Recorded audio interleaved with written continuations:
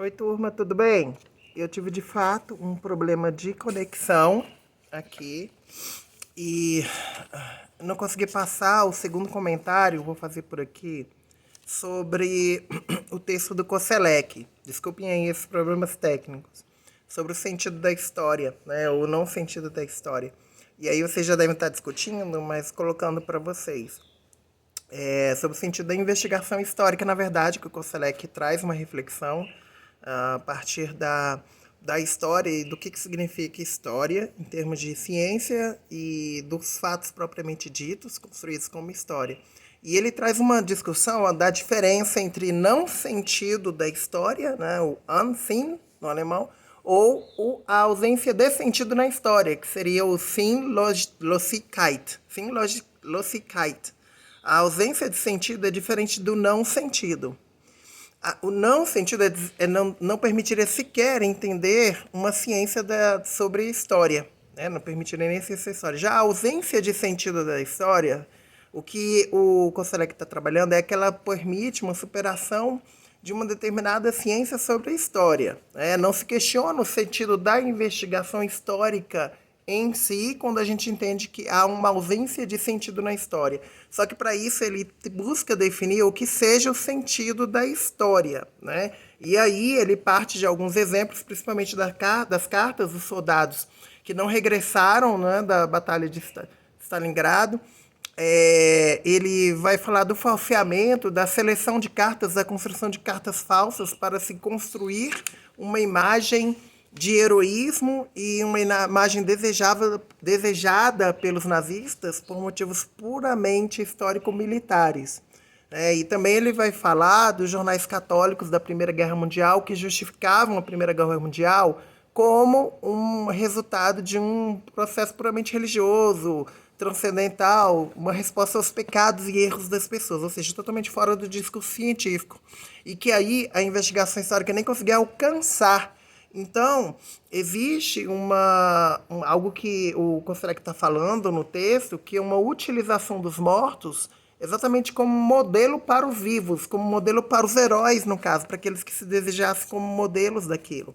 E a proposta é que, o entendimento é que a totalidade do processo histórico, a totalidade da história permanece irracional.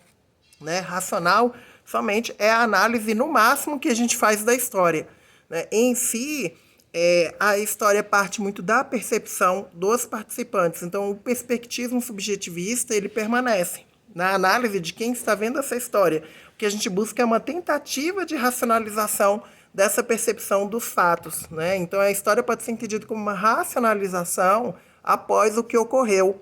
Né? E de forma que, em si, o ocorrido, os fatos, eles não têm sentido em si mesmos. Daí um paradoxo fundamental da história, que no curso da história, ela é sempre diversa do que retrospectivamente a gente explica sobre a história. Então é insolúvel esse paradoxo, é o que o Koselleck defende, e a gente propriamente vai pensar da história propriamente dita, né? Como uma coisa, e a história propriamente interpretada, a história interpretada como outra. É daí que vem esse paradoxo, que é insolúvel. A gente precisa entender os preconceitos que ajudaram a constituir o acontecimento histórico, tá? Eles não podem deixar de ser considerados, de serem relevantes para a gente analisar essa história e buscar dar uma racionalidade para a nossa análise desses fatos e entendê-los também como produtos do contexto, que eles produzem interesses, né? Então, esses eventos, fatos, produzem interesses que criam obstáculos também para a gente conhecer. Nós, como intérpretes, sejam científicos, sejam os leigos, sejam os religiosos, a gente sempre está criando, sejam os políticos, sejam os militares, sempre tem, a gente busca, pelo menos na análise científica, tentar diminuir esses obstáculos para analisar os fatos, entender que existe um sujeito em si da história, né, mas que não existe uma história em si ou por si mesma, existe um objeto da narrativa, o objeto da ciência, que é a história, e a gente busca impor, né, um sentido, né, e para essa história que não é de forma alguma em si, né, algo que tenha sentido, né, na coisa da ausência de sentido. E a gente aqui impõe esses sentidos, buscando lidar com as perdas demasiadamente altas que esses intérpretes ao longo da história fizeram, por apagamentos, por recortes, e o que pode ser, né, dotado de sentido para nós, o que podemos trazer de sentido. Enfim, ele conclui com uma frase que para mim é muito sintética e potente, que a história não é nem um tribunal e nem um álibi. E ela exige da gente uma responsabilidade também nessa análise. É isso, gente. Um grande abraço, boa aula pra gente.